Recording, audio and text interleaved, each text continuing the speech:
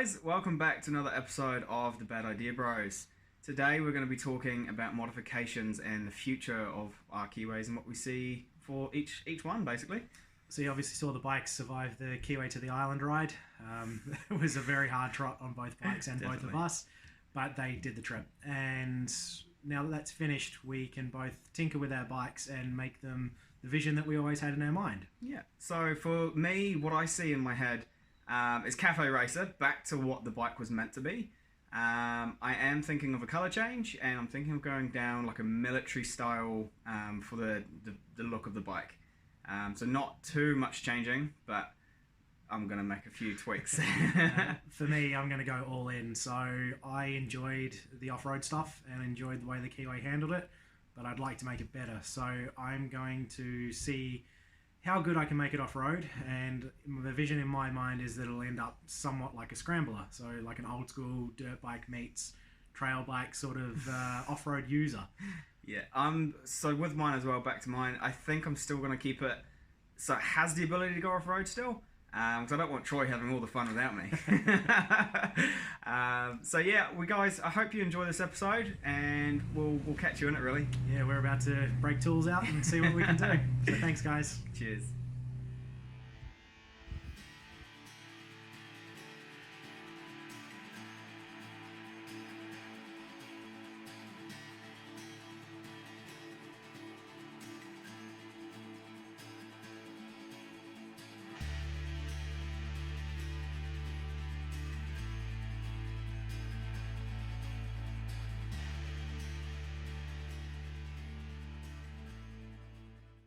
Well guys, that actually didn't take too long to pull off the front fender and the rear cowling. I still use this motorcycle for work and commuting every single day. And unfortunately I have work tomorrow. So what I'm going to do is I'm just going to leave the tank for now, and I'm going to make a start on the rear cowling and the front fender. Get them sanded down, firstly cleaned because they're quite disgusting underneath still. So I'll get them cleaned, I'll get them sanded and hopefully primed today. And we may need to continue with the tank another day depending on how long these two take. So bear with me, guys.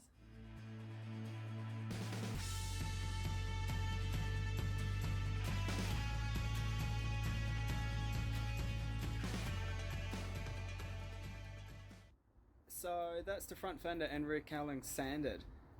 What I now need to do is get them into a space outside of the wind where I can actually spray the primer on. What I'm going to do is move into the garage and give them a bit of a clean, give them a nice soapy clean, get rid of all the residue that's on there. Everyone you speak to, I've never actually done painting like this myself, so this is me learning. But everyone I've spoke to has said the most important part of this process is the prep, which makes complete sense. If you have a bad foundation, you're not going to get a good finish. So I'm going to actually try and make sure this works really well.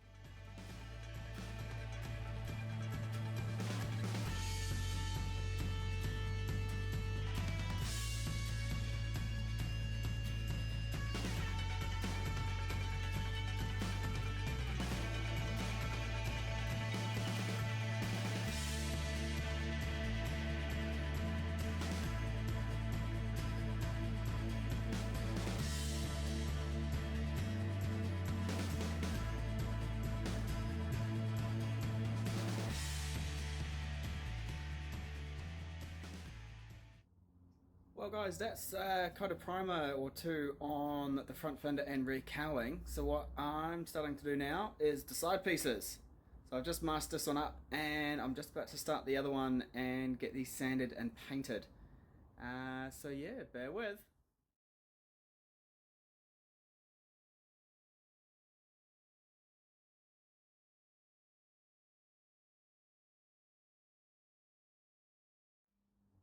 Well guys, that is the two side pieces, the front fender and the rear cowling primed. So I'm going to let that fully dry overnight, and tomorrow morning, and when I'm back home from work tomorrow afternoon, I'll do a quick sand on them and I'll do another clean, and hopefully then it'll be time I'll lay down the green paint. So bear with me guys, it's getting there. So guys, the first thing I wanted to address with the Keeway was the fact that the front end was quite loose in gravel when we were riding them off-road. This is the standard 17-inch rim with the Shinko 244 tyre that we were running when we did our ride. It did what it needed to, but I felt we could do a little better. So this 17's gone, and we're actually now running a completely different rim. So it's a standard Keeway hub and brake setup, but I'm running a 19-inch SM Pro Platinum rim and a Continental TKC 80. So a really aggressive knobby tyre and a much sturdier rim than the standard Keeway item. This should eliminate all the sideways flapping sort of movement from the bike, as well as giving me a bit more clearance and the ability to get over some of the problems that we're riding a little easier. So this was done out of house. It's been re-spoked and retensioned by a company here in Christchurch. So the standard Keeway rim was unlaced from the 17-inch band. The 19-inch band is being used in place of that with custom spokes. So this is probably a one-off, potentially the only one in the world at the moment that I know of. And the whole point of running a bigger rim was to get a bigger roller diameter and just basically make things a bit nicer off-road. Same with the tyre. I will eventually get a 17-inch SM Pro Platinum for the rear and change the rear tyre to a TKC 80 as well. I just can't get hold of them at the moment with shipping being what it is in the state of the world. It's just something I have to wait for. But this was the first item that I wanted done on the bike, and we'll move on to the next stuff now. Okay, so the next job on the Keeway is the drivetrain. The sprockets after the trip were not in good shape, so I've replaced those. The chain is absolutely wrecked, so that's also going. I will be replacing it with a new HPO brand chain. It's an X-ring, so it should be way more suitable for off-road use. It should hold out a bit better. I was looking to get some aftermarket sprockets, but just wasn't really possible here in New Zealand, so they have been replaced with genuine Keeway ones. Pretty straightforward job. Just split the engine case. It's 2 bolts. Plastic cover comes off. Chain guard comes off, and that exposes your sprockets. Next part will be to wind the chain on and break it to length. Okay, so once you've approximately got the chain in the right sort of area, you need to make sure that the adjustment on the wheel is as short as possible, and basically all that means is that with the adjustment on your swing arm, you need to make sure the wheel is as far forward as it will go, and what that does is allow you to have adjustment when you need to tension your chain back up. So in regards to finding the right length, all you do is complete the circuit around your sprockets, making sure the chain's approximately right. Doesn't need to be super tight, but you just want to make sure it's about where it needs to be, and that'll give you your length. Now there is one thing you need to be careful of with this. The way that the chain joins is with a link, and as you can see on this one, there's no gold face. It's the bare female side of it. So looking like this, you'd think that that would be the right link to pop out because of the length. However, if you take this one out, it's not going to allow you to have this face.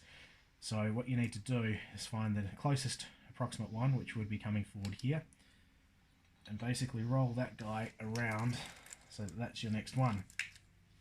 So once we've got this chain broken in the right spot, that'll give us 2 faces like this that we'll be able to put the chain link in.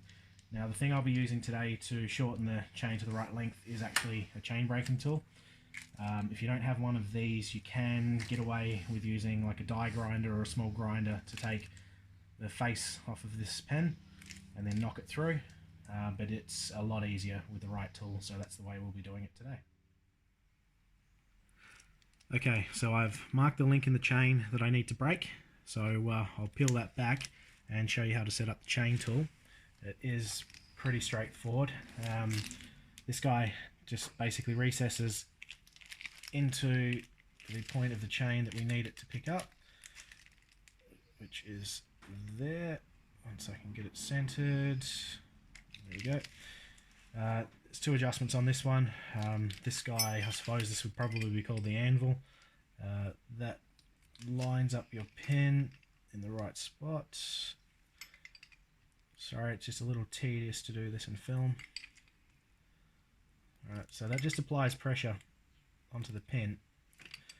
Once I've got that set where I want it to, this second guy will force an internal pin through, and that will pop out the part we were talking about before, exposing the face that we need.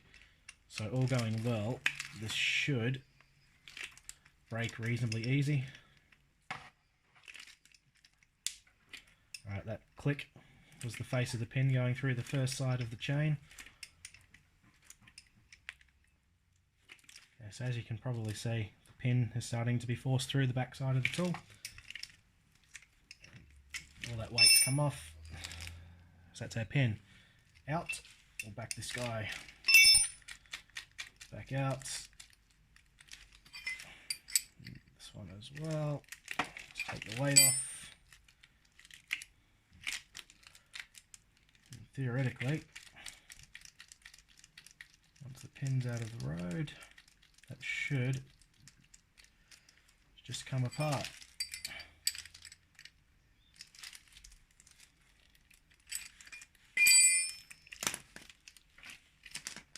Like so. What that does is gives us, whoops, line that up. That gives us a chain at our desired length. So I'll put the link in that, and yeah, job's a good one. Okay, so for the final part of the chain, it's putting the link together, which is what I was saying about before. There's a few components that makes this up, but it's all pretty straightforward. So we've got the pins, which become the new link, obviously. Got the O-rings here, which go on either side of where we broke the chain. These two pins will take these holes, slide through from the back. Faceplate goes on, and then retention clip. So in essence, all this is a disassembled chain link, and this allows us to, once we've cut the chain to length that we need it, allows us to put it back together. It is a bit of a tedious job. These plates can be a bit of a pain to get on sometimes, so I'll do this off camera. It's not hugely interesting anyway. And yeah, we'll come back once it's done. Okay, so now the chain's done, the next job is the rear suspension. I'll be changing out to RFY shocks. External nitrogen tank, so they are fully adjustable, has a longer reach, so the back of the bike will sit a bit higher.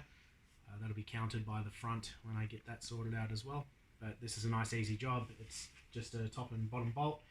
The standard spring shock setup got me through the trip okay, but it wasn't ideal. These will be much better off-road, and with the extra clearance should make things a little easier. So I'll swap these over and show you once it's done. So it's really easy to do these. For the rear shocks, it is literally just a top and bottom bolt. Once you've cracked them off, it's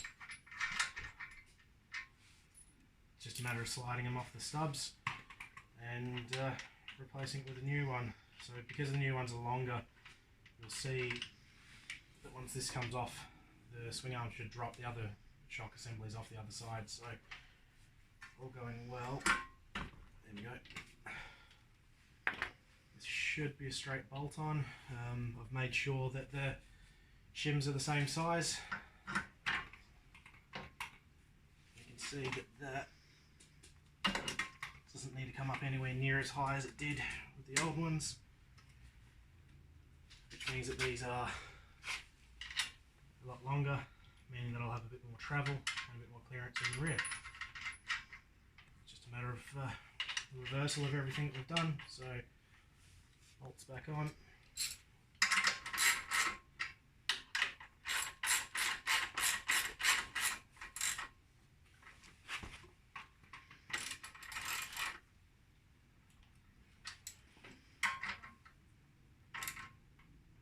And that's it.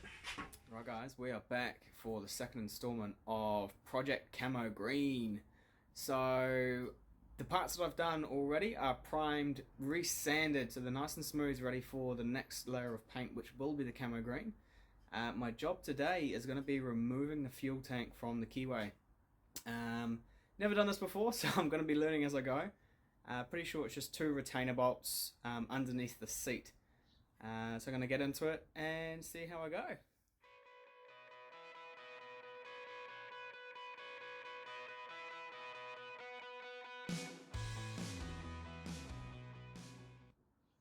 So just for anyone that's interested, the tank was actually a lot easier to remove than I thought. So I'll just flip the camera around and show you what I've done so far. So just in here, excuse all the dirt, she needs a good clean. But there was 2 retaining nut bolts in here.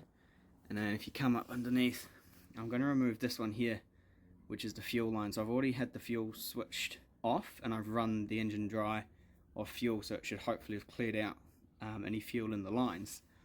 So what I'm just going to do is disconnect that line and then remove the tank fully. So it's actually a lot easier than I thought. I was a little bit nervous. I messaged Troy. I was like, I'm doing this today, like what should I be careful of? He basically told me to turn your fuel line off and disconnect, pop it into a bottle, let it run out, but hopefully there won't be any mess.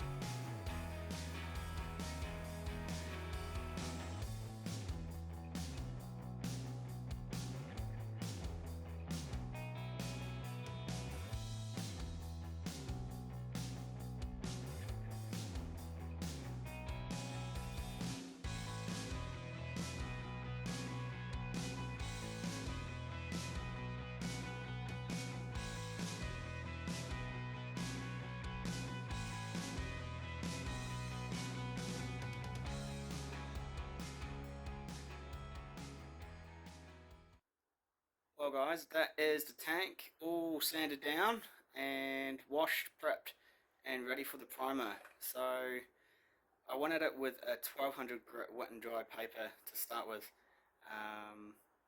It wasn't quite going as quickly as I was hoping, so I went at it with a sanding block, and it was still quite a fine block anyway, so it didn't take too much off. But it's just taken the clear down and given a little bit of roughness for the primer to stick to. But it is quite smooth to touch still. But as you can see from the tank, it's actually quite a nice red satin right now. Feeling a little bit different than I thought. It's quite sad to see the red go, but I'm looking forward to seeing the green come out and the final product, as I bet all of you guys are ready to see me stop rambling.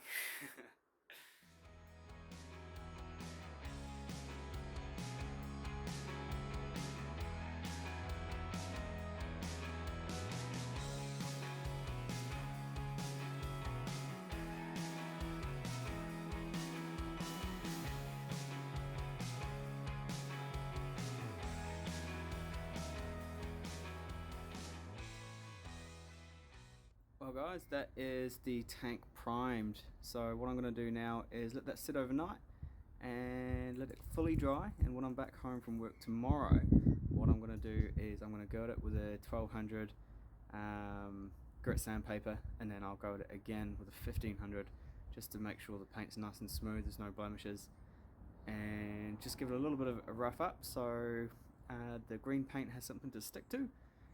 So yeah, I'll check back in tomorrow guys when the green starts getting laid down.